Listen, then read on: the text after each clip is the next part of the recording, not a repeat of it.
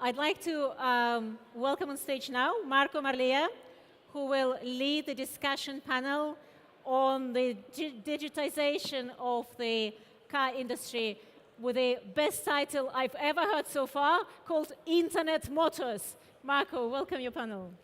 Thank you. Good morning, everybody, and thanks for having us. Okay, chairs are coming. A round of applause for chairs and the staff. Thank you. I invite all the panelists to join me. Few seconds. So it's the first time in my whole life that I come to Barcelona and it's raining in the morning. I'm definitely upset with the organization. You should have done better with the weather. But as they told me now, sun is shining, so everything is fine, back on track. Okay, so again, welcome everybody. The idea is that we start with a short presentation. What do you do? Thank you. The company you work for, and what's your relationship with digital automotive. A couple of minutes just to have an introduction about everything. Please, Emmanuel. So, good morning. Thanks for having me. So, my name is Emmanuel Dolé. I work for Facebook. I'm the sales director of Facebook in Southern Europe. So, basically covering every industry. But I have a background in automotive from quite a few years ago now. I previously worked for Google, and I was overseeing the operations of Google within the automotive industry in France. And I worked during 11 years for an automotive OEM. So it's been quite a while now, but I have an experience. Monica, tell us about your background. You're in the automotive business. Okay. Hello, everybody. My name is Monika Paris. I'm working for Toyota Motor Europe at the moment, but I have been working in the automotive industry for more than 20 years now. At the beginning in the consultancy area, but from 2005 working in Toyota in different positions. Network, optimization, processes, customer satisfaction, after sales. And since January 16, I'm in charge of digital experience in Toyota, and very recently we have started what we call the Digital Center of Excellence. I will explain in 2 words what we do. Basically, we have 2 main areas. One is that we have a pan-European website program in which we have a common platform for more than 30 markets. But also, we are working to make the digital transformation from what we call the small d, that is basically how we have used internet to communicate, to what we call the big D, that is thinking about products, channels, and services. So for that, we need to implement a very strong governance and increase the maturity. Brian, you've been a journalist, you've been in the automotive, on the OEM side, you've been in a digital platform, you've been everywhere. Yeah, that's correct. No. Hello, everyone. My name is Brian Coleman. As Marco says, I started, if you will, in the automotive industry, working for the Wall Street Journal in Europe, where I covered the automotive industry for a number of years. I moved into consulting at Boston Consulting in Germany, where I worked with all of the German OEMs on a variety of projects, everything from product development to sales and distribution. Then I joined Toyota, where I was at the headquarters for 8 years, again in a variety of positions, including sales, marketing, business planning. And then for the 6 years, I worked at Google, entirely in automotive, where I worked closely with just about every European manufacturer and their digital presence. And then for the last 5 weeks, I have been at Motor K as Chief Strategy Officer. 2 words about me. I'm a CEO and co-founder of this company, which is named Motor K. Born in Italy, now we are all across Europe. Basically what we do, we help car manufacturers and dealers to find and match consumers that want to buy a car, and we try to help them in the digital customer journey. Before we actually start, I want to use some data since we are here in the Connected Hub, and most of the content is about the revolution that we're going to have today or tomorrow in the usage of car, ownership, behavior of the consumer. If you want to check it on SlideShare, there is this nice report from Omniture, the analytics company. It's called ADI Automotive Report. It's from 2016, which is kind of nice because it says, we have gone through a lot of data, 11 billion page views, to see if, for example, they analyze the cities where Uber, Lyft, and most of the car sharing businesses are thriving, to understand if there is a plunge in the interested to buy a car. And apparently there isn't. Actually, they saw a bigger increase in the cities where you got car sharing companies compared to the one where you don't have. And it's not only for big cities like New York, but also smaller cities like Denver. So it's kind of interesting to have this point of view where car sharing is not completely against the interest in the auto, in the interest in the product. And so I would like to tweak and fine-tune the content today and the discussion today on what's the perception of the consumer today when they approach the automotive product. Are they still interested? Are they still going to visit the dealership? Because on the other side, it's quite sure, the data are quite obvious, that in the last 10 years, the plunge and the decrease in the number of visits at dealership, it's significant. They went from 8-something visits per car bought to 1.9, 1.4, depends on how you track them. So people are less interested to go to visit the dealers, at least early in the funnel, but they're still looking at the product automotive and they're still closing most of the deals there. So the first round of questions, we start from Emmanuel, is in your experience, from your background in the automotive and all the digital platforms, so Google and Facebook, can you tell us what's the impact today of internet and all the digital customer journey on the behavior and the perception of the consumer toward this industry? Yes, I can try. I actually think that it's not specific to the automotive industry.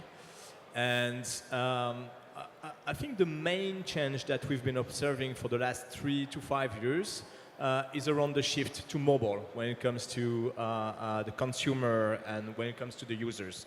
So if I remember my time when I was still working for a French OEM and launching new cars, probably TV was... Yeah, it's back. I'm back. So probably TV at the time was like 40 to 60% of our media investment, depending on the countries. Which is like pretty accurate because this is where basically the consumer was. And we were starting at the time, so 10 years ago, to investigate the next thing, which was the internet, and conducting a few tests in some countries around like car configurations and so on and so forth. I think the main change today for the last 5 years is the shift to mobile. And if I may use some of the figures that I know best, which are the figures of my company, Facebook, we just released 2 weeks ago, actually, our financial statements. And we now have 1.9 billion users on a global level. And, but that's not the interesting figure. The interesting figure is that out of 1.9 billion users, 1.7 are on mobile. So, if you think of our users, that's your customers. And so this creates, I think, some challenges or some opportunities, I guess, that we're going to touch. But shift to mobile is, I think, absolutely key in your industry. Okay. And do you believe this is something that will impact more the OEM level or the dealer level or the full customer journey? It's who will, last time I checked, you have 4 out of 5 top apps of the App Store, so it's an unfair advantage. But apart from this, who do you think plays a bigger role in this shift to mobile? It's driven by the OEM, by the digital platform, by the consumer, by the dealer? I think it impacts everyone. I think it was, already the case, if you think like, TV, digital, internet, then mobile. I mean, TV was or is a media that is like, by nature mastered by the OEM. When there was a shift of consumption to digital, things started to be a little bit more complex. Especially if you think of like Brian, you were referencing to your recent experience at Google. When it comes to making searches and that kind of stuff. And I think it's even more true when it comes to mobile, because like when you're on your mobile, when you're on Facebook feed, and thanks for reminding that we have a few applications in that space. Definitely. So first, it's a world of apps, which generates some changes in terms of tech integration, but maybe we'll come back to that. And so when you're in your Facebook feed, well, you can have an advertising from an OEM. You can have an operations about like drive to store from a retailer, from a dealer. So for me, it impacts everyone. And I actually, preparing for this session, one of the things that struck me is that more than 2/3 of the auto shoppers went to more than 3 devices when it comes to preparing their buying process. So it's really, really true for everyone in the value chain. Monica, if Toyota decided to create such a new department, probably it's because they are quite interested in this kind of shift.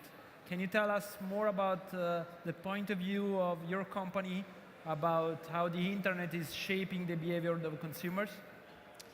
Yes, I mean, for us, it's thinking a bit on us as consumers.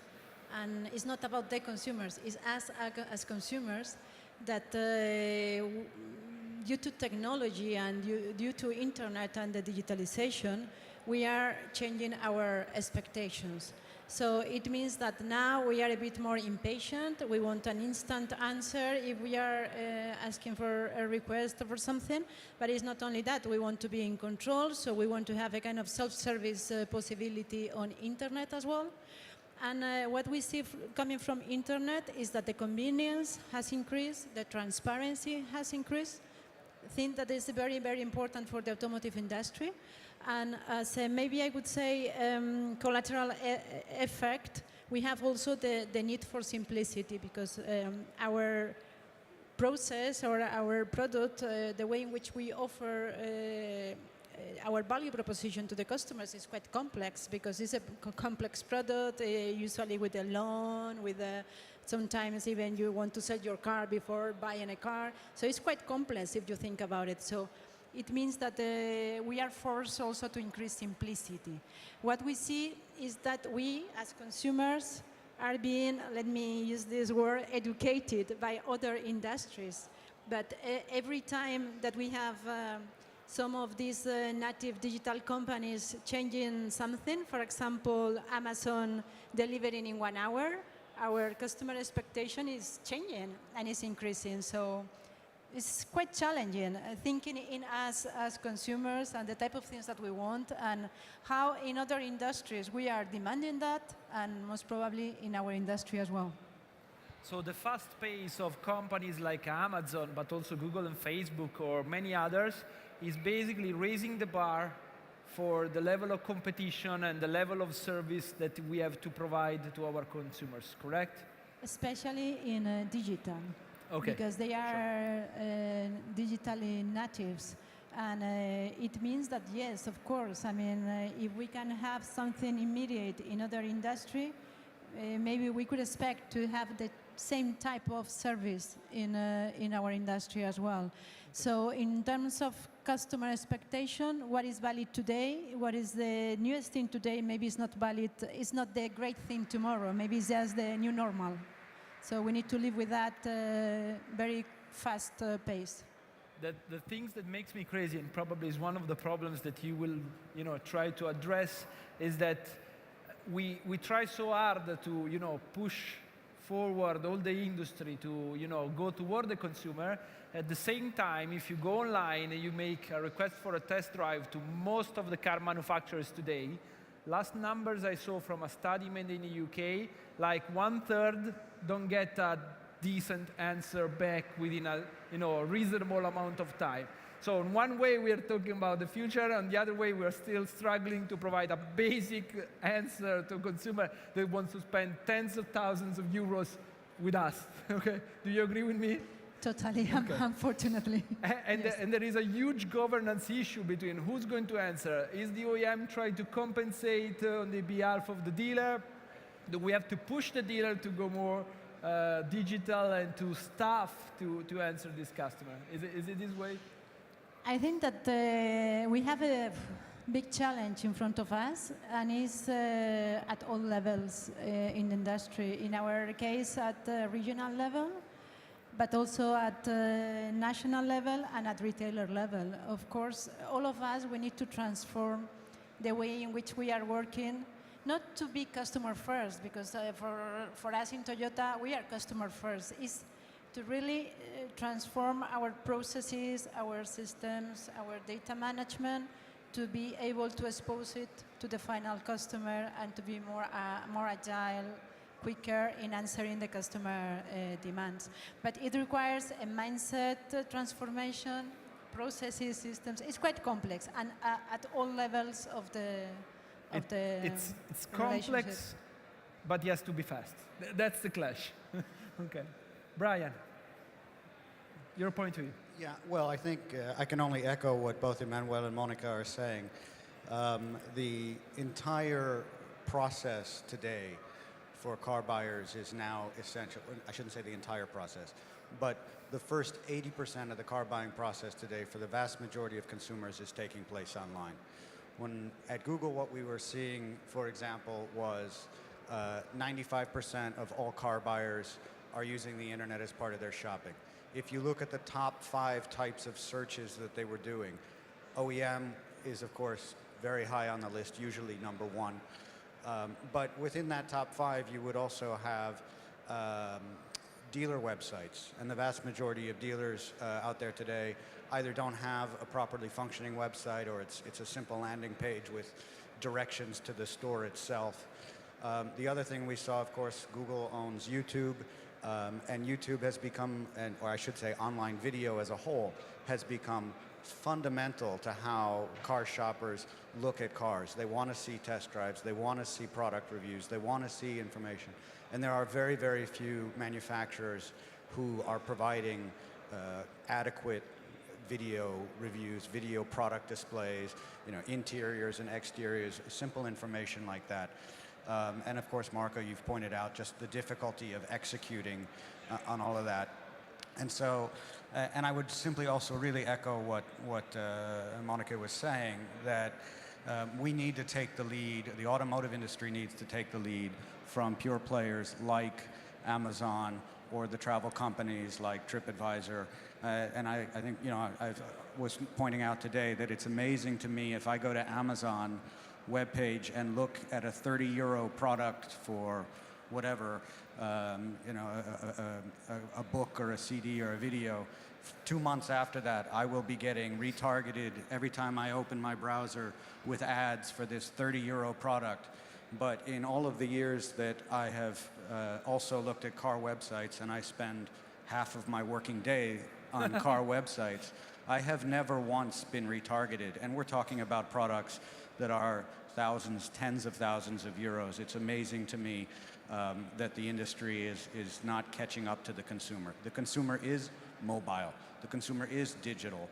And the industry is at a very basic level still. And I think it's only going to get worse. I have 3 children, ages 17 to 20. They don't watch TV. They don't read newspapers. They live on their smartphones. If you can get them torn away from their smartphone for a few minutes, it's a miracle. That is where they communicate with each other. It is where they spend their time. And as those people, that generation moves into the car buyership sphere, this is only going to accelerate. Okay. Give me one answer. You said the number one search that you saw on the Google data was mostly starting from the OEM.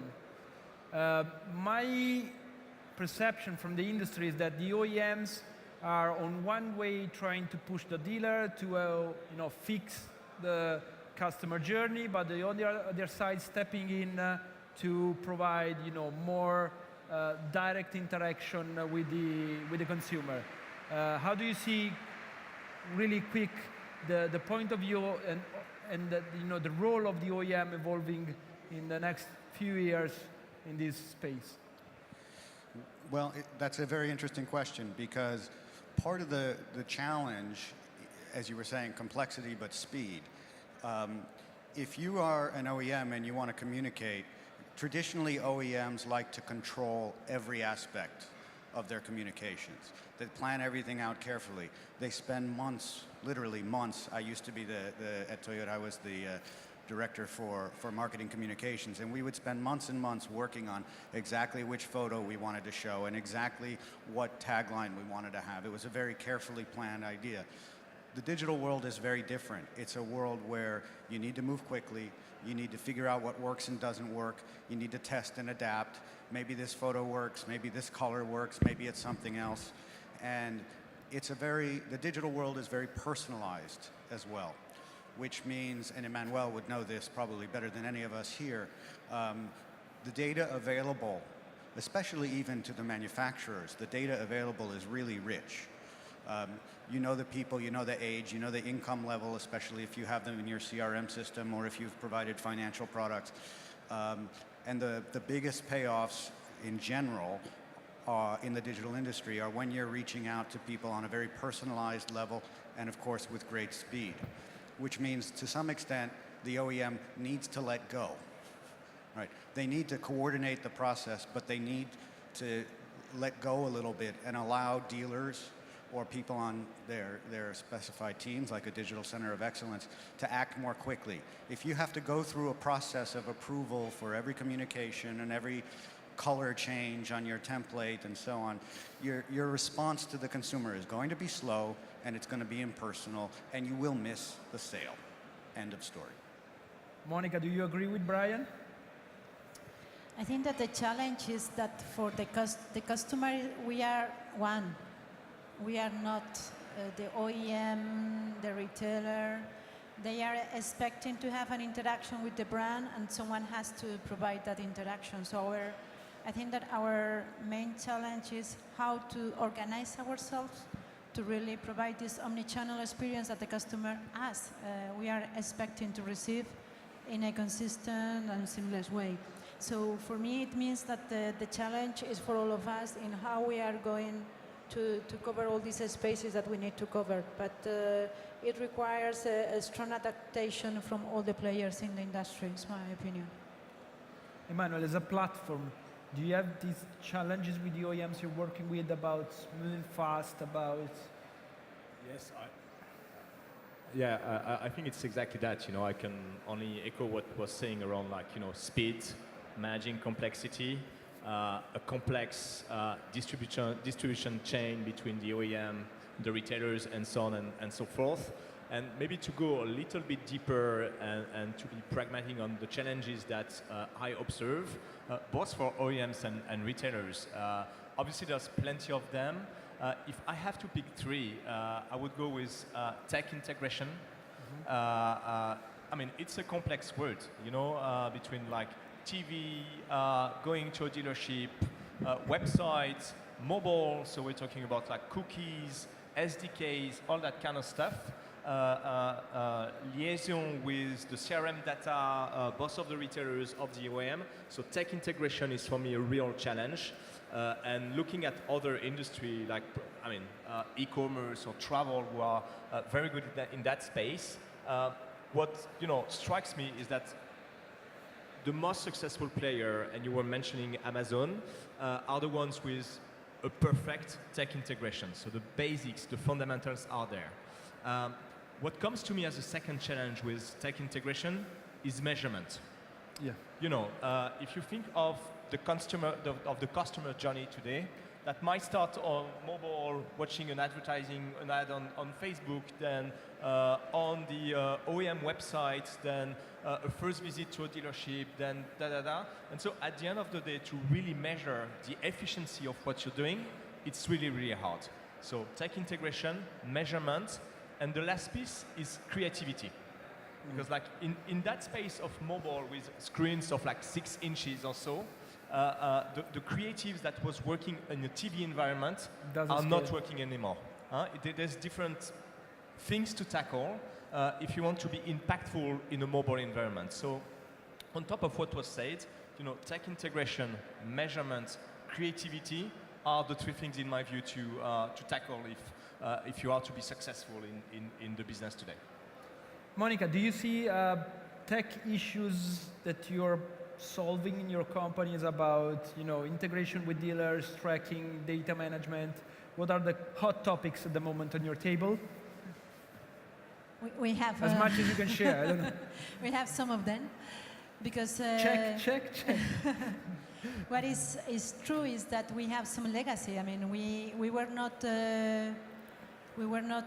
born digitally. We were born as a manufacturer company, producing cars, selling cars, and our systems and databases were created around that concept, the traditional concept of an automotive company. But now, if who is really changing is the consumer in terms of behavior and in terms of expectation. So we have all this background that we have from how we have been working in the past in terms of technical, I would say, specifications. And now we have the customer demanding us to work in a different way. So, of course, we have all the challenges in terms of technology, starting with the integration of systems, especially with the retailer network, but also from my perspective, and a company like Toyota with a specific culture of consensus and what we call nemawashi. This across Europe is also a challenge. No? But just to give you an example, I mean, if we think about the availability of the car or the time that we need to deliver the car, until now it was an internal data. It was B2B data, if I can call it like that. Now we are thinking, okay, maybe the customers want to know about the availability of our stock, which is something that all the research says that if you as a customer have the availability of the stock on internet, you will go to that retailer most probably than to another retailer that is not showing the availability. So we need to transform this piece of data from B2B to B2C, because now we have to expose this data to the customer. You can imagine the complexity of each bit or each piece of data that we need to address. I do. Okay. It was as an example. Brian, do you see many technical issues on the ground, like Emmanuel said? I mean, or do you see somebody solving those issues? It's going to be soon. We are on the tipping point. Yeah, I don't think there's any one brand out there or manufacturer out there who is getting it all right today. People, you could point to this brand or the other, Toyota, Renault, who are doing specific aspects correctly. But I don't see anybody who's really nailed it, who I would point to, whether we're talking about the mobile experience, whether we're talking about the remarketing experience, whether we're talking about even simple things like car configurators. There's still a lot of work going on, and I think we're still at maybe version 2.0 at best, and a long way from getting it right, which is good news, because if somebody gets it right, they can really take a big leap forward. And I was just reflecting, and I perhaps will move a little bit further down the chain on the theme of much of the panels today on the connected hub and the car and the data. That I had a discussion not that long ago with one of the German manufacturers who was really frustrated with all of the data that they had from the car. Now, I'm not even talking about the marketing process, but now you've got the customer, they've got the car, you've got this very high-end product with all of it thousands of chips on board sending data to the OEM, and they had no idea what to do with it. So if you think it's hard enough just figuring out how to communicate and connect to the customer with your mobile, imagine when we have to start really putting all of that together. It's going to be a big challenge. But I would come back to saying, at least from where we're focusing on at the moment, the challenge is enormous, and getting the data there and simply getting the information correct is a challenge. Another little anecdote, I was talking with a manufacturer who told me how frustrated they were that when I was at Google, if somebody were to type in what is the service intervals for a particular product, they didn't get any results, and I had to very politely point out that they didn't have a web page with any service information available. So we're a long way away from the technical expertise of the basics. In my experience, every time you got technical problems, you usually have, other problems which are soft skills related, or people related, or organization related, budget related, commitment related behind that. Emmanuel, in your experience, what are the non-technical issues that we face as an industry, as a distribution industry today, and we have to solve to actually fix the thing? Well, I think mainly two things actually, and the main thing for me is around people skills. And it's not only true for automotive, by the way. It's true for a whole bunch of industries. I was the other day with one of the big travel company in Europe, very big travel company, and these guys are very savvy when it comes to digital and when it comes to mobile. And so we started to partner on like some projects when it comes to customer acquisitions for them. Way simpler actually, because it was just about like online buying. Nothing as complex as to drive a customers in an automotive dealership. So very in a way more simpler world compared to what you live. And so we were discussing these things around like tank integrations, measurement, creativity, and so on and so forth. And the idea of this person to start working with us was to create a team dedicated to the partnership with Facebook. And you know what? We looked at a bunch of candidates together and the structure of the team, and there were not so many people with the right level of skills to really execute. So probably and it's not only limited to Facebook, obviously. So I think having the right people in your team with the right technical knowledge is absolutely critical. And to provide you with an example, I can tell you that a big retailer, and sorry Monica, but like that's Renault Retail Group in France. They appointed one of their director of dealership as the Facebook partner. So the guy has the title of Facebook partner just to manage the relationship with us. So people and the skills behind the technology is, I think, the key thing that has to be mastered in my view. Monica? Skills shortage in your department that you're hiring somebody now? Well, I think that maybe the first potential blocking factor, the first challenge that we need to address is the mindset. The mindset in an industry that we have been doing the same for such a long time, that I still, and maybe you have a different view, but still I think that we have some part of the management that thinks that it's not so urgent to change, that this sense of urgency is not so implemented. I mean, that they don't see the necessity to change. And this is the first barrier that we can face, because if you don't see the urgency to change, it's difficult that you do anything to change. So I would say that in terms of mindset, still, and I would say at any level, not only at OEM, but also at dealerships, that we have some of them that are really focused on we need to do something, and some others not so much. This is, I would say, the first one. And in second one, I would say that also our way of working is not the way of working of these digital companies, because when you are producing a car, quality, reliability, safety is not, you cannot go out in beta. It cannot be at 80%. It has to be perfect. It has to be 100%, especially if it's part of your DNA. So now we are expecting to work in a different way. That is that we can be very quickly in the market, testing different things to show the customer other areas in which we can provide a better experience. And this is not so easy in terms of changing the way of working and the mindset. Just to mention two. Brian, what do you think? Well, I would agree. There is a high-level commitment issue still, yeah, at least in Europe. Yeah, at least in Europe. I would agree that it's a big challenge culturally from the human side.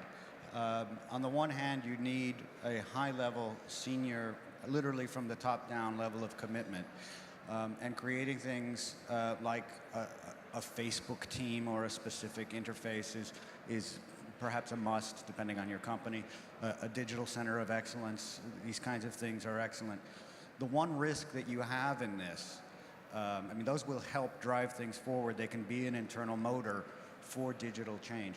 The big challenge you have, though, is the risk that within the company you'll say, Monica's the digital one, or whomever is the Facebook guy is the Facebook guy.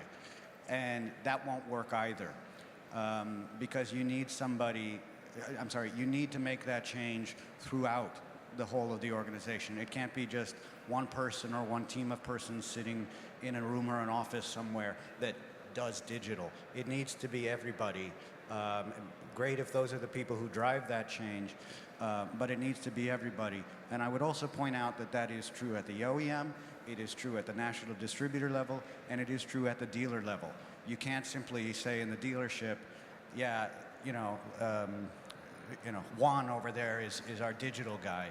Because he's the fastest with the phone. Yeah, exactly, because he can type with his thumbs. No, you need to make sure that you put in place a whole culture and system of understanding digital. You need to create a business development center for nurturing leads and understanding them. You need people who can communicate.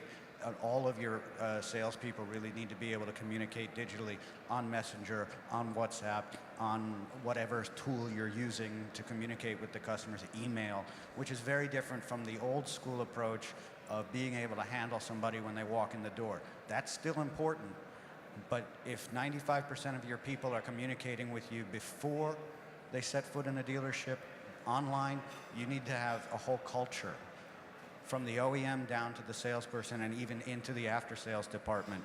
And we see people who do that to different levels of success, but that's a massive cultural challenge. We have time for the last round of questions.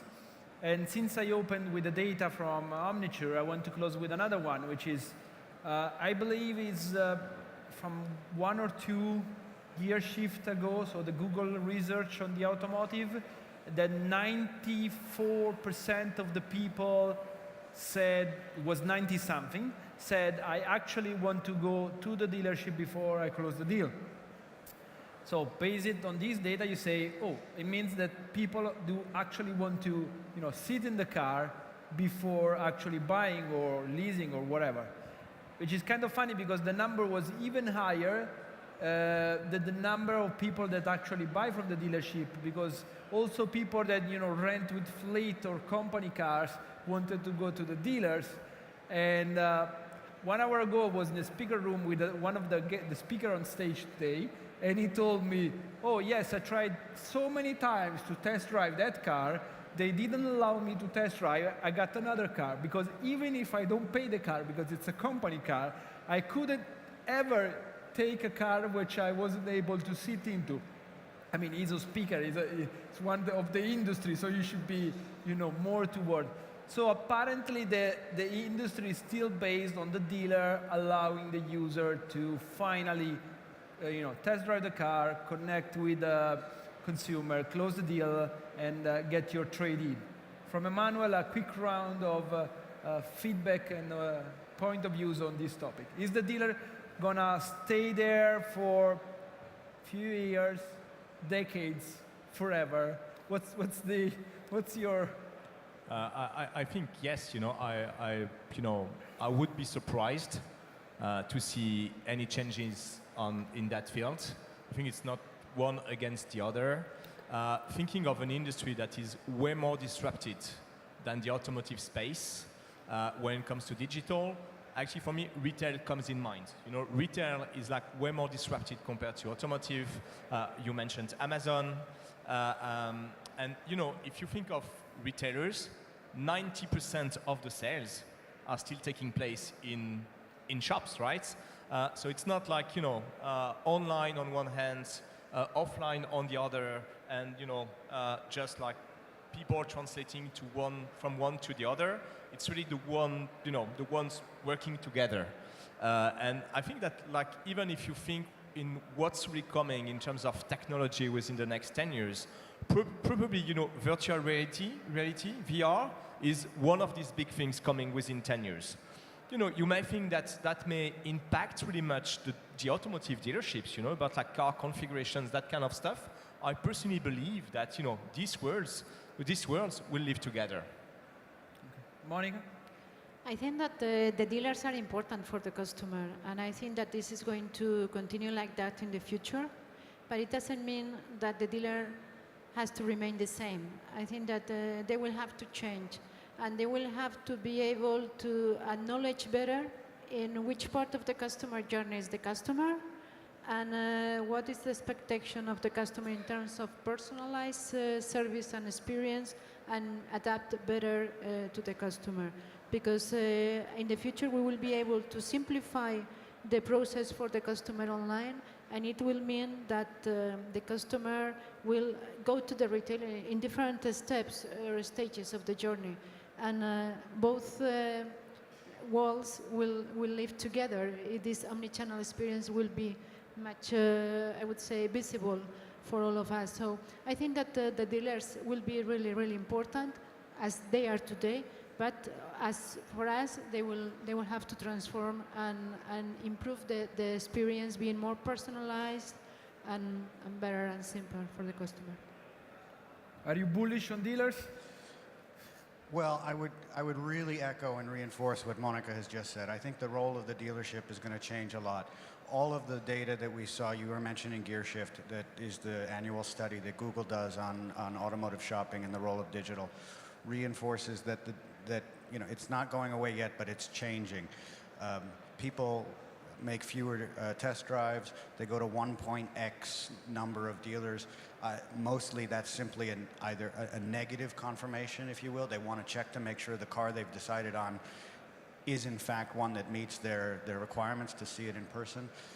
Fewer test drives. Although I would also point out that this is careful. It's the old issue of be careful of averages. If you stick my head in the freezer and my feet in the oven, my average body temperature is fine, but I'm not comfortable. And we see that in the automotive industry as well. There are people who want to test drive 10 cars and people who don't want to test drive at all. I will point out, however, the number of people that don't want to test drive is increasing dramatically over time. But coming back to the role of the dealer and is it going to disappear as we get digital, I think it's really going to change. One of the most interesting changes that I know of or heard of is what's gone on in China, where in China people can go to the most popular app. They can open it up where you can do everything from social to shopping and so on.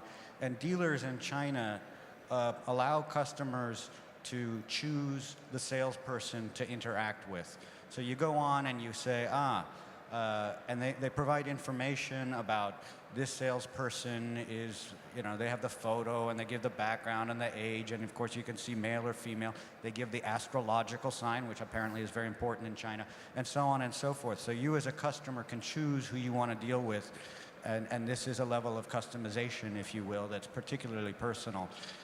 We also have seen in Europe that it's important to have a mixture.